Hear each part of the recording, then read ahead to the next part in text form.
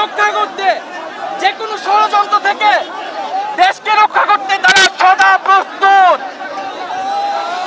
এবং আমরা মনে করছি এটি কোনো বৃহৎ পরিকল্পনার অংশ ছিল, না হলে কেন দাবি পূরণ করার পরও তারা এখানে সচিবালয়কে জিম্মি করে অস্থিতিশীল পরিবেশ তৈরি করবে, যেখানে একদিকে দেশে বন্যা সংকট চলছে, সারা দেশের মানুষ নোয়াখালী, ফেনী, কুমিল্লার জন্য ত্রাণ বিতরণ করছে, সেদিকে তারা নিজেদের গোষ্ঠীগত স্বার্থের জন্য এখানে অরাজকতা তৈরি করছে।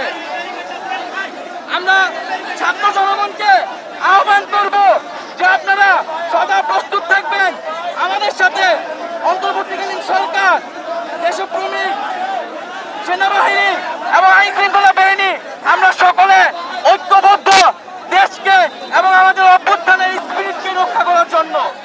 সবাইকে আহ্বান করব আপনারা শান্তিপূর্ণভাবে থাকবেন। ছাত্র জনতা সৈনিক থাকা অবস্থায় আমাদের কোনো ভয় নাই। আজকে প্রধান উপদেষ্টা জাতির উদ্দেশ্যে ভাষণ দিয়েছেন, সবাইকে ধৈর্য ধরার আহ্বান জানিয়েছেন। আমরা বৈষম্য বিরোধী ছাত্র আন্দোলন রাষ্ট্রের সব বৈষম্য দূর করার জন্য এসেছি, কিন্তু সবাইকে ধৈর্য ধরতে হবে। অস্থিতিশীল কোনো পরিবেশ তৈরি করতে চাইলে সচিবালয় ঘেরাও করে জিম্মি করে কোনো দাবি আদায় করা যাবে না।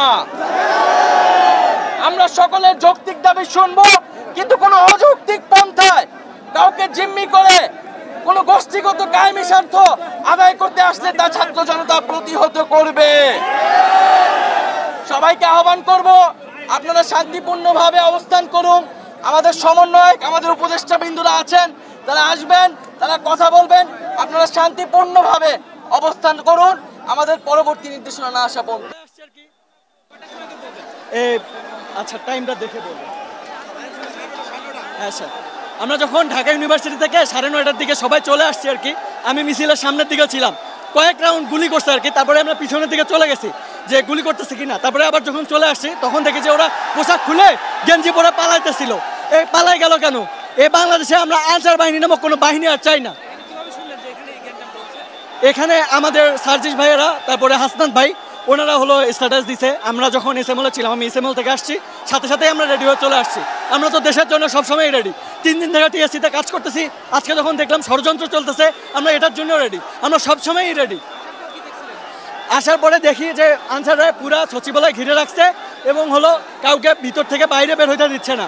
আমরা যে কজন স্টুডেন্ট আসছিলাম তাদের উপর কয়েক রাউন্ড গুলি ছোড়া হয়েছে। কারা গুলি ছুটছে আমরা জানি না। তারপরে আমরা চলে গেছি। ওরা কিন্তু বুলেট চালাইছে এবং সাউন্ড গ্রেনেড চালাইছে। আমরা প্রথমে সংখ্যা কম থাকাতে ওরা আমাদেরকে দাওয়া পাল্টা দিয়েছে। যখন আমরা আসছি তখন ওরা আবার ইট পার্কেল মারছে আমাদেরকে। কিন্তু গুলি তো থাকার কথা না, ওরা কিন্তু গুলি চালাইছে। আমাদের কয়েকজন ভাই অসুস্থ হয়েছে, এদেরকে নিয়ে যাওয়া হয়েছে। ওরাও কয়েকজন অসুস্থ মার খাইছে, কিন্তু মার খেলে আমরা প্রথমত মারটা বেশি আমরা খাইছি। কিন্তু ওরা তো আনসার, ওরা গুলি থাকার